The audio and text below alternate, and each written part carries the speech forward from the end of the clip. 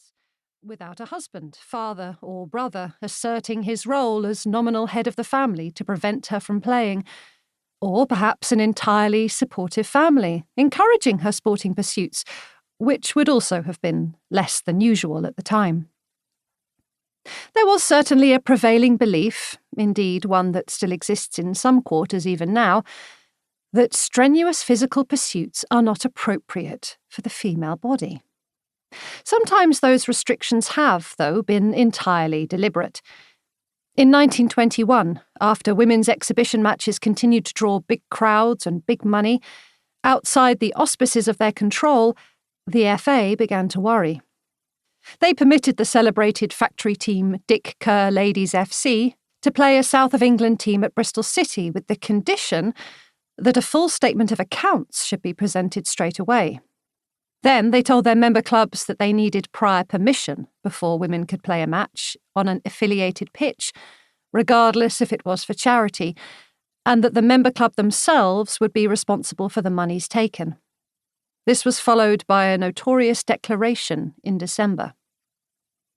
Complaints having been made as to football being played by women, Council feel impelled to express their strong opinion that the game is quite unsuitable for females and should not be encouraged.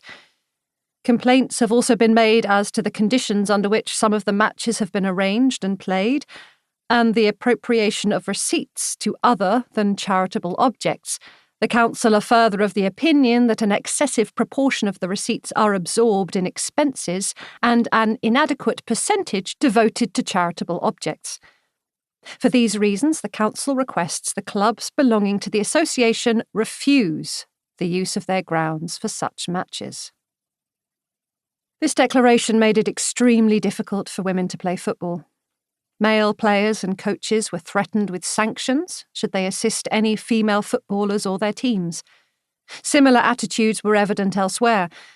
The Fédération Française de Football, FFF, was founded in France in 1919, and although they did not ban women's football outright, they did not accept women's teams as members. Nevertheless, female players continued seeking out scrubland, rugby pitches and public parks, even though they were not acknowledged by their country's governing bodies. This happened across the world, with those institutions less than interested in supporting the women's game and choosing instead to ignore it, until that course of action became impossible. Independent bodies, such as the Women's FA running a domestic competition in England from 1969, the German Ladies Football Association doing similar in West Germany, and the Federation of Independent European Female Football, FIEFF, operating across the continent of Europe, were proving that there was a demand for women's football, with a possible commercial benefit. Unofficial European Championships and World Cups were organised and attracted thousands of fans.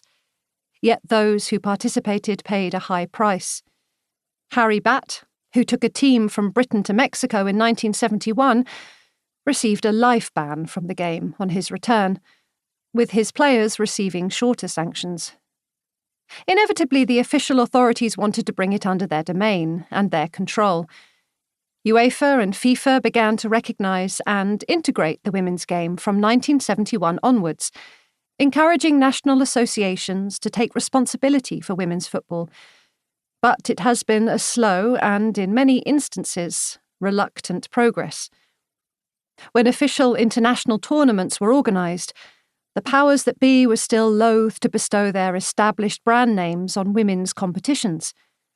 In 1984, the first European Championship was called the European Competition for Women's Football, while in 1991 the first World Cup was called, astoundingly, the first FIFA World Championship for Women's Football for the M&M's Cup.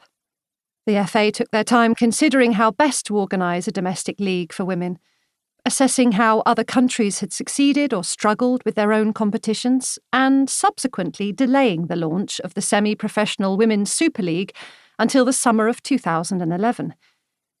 Within a decade, the WSL was fully professional, with promotion and relegation to a semi-professional second tier. By the end of 2022, England had won only their second major season.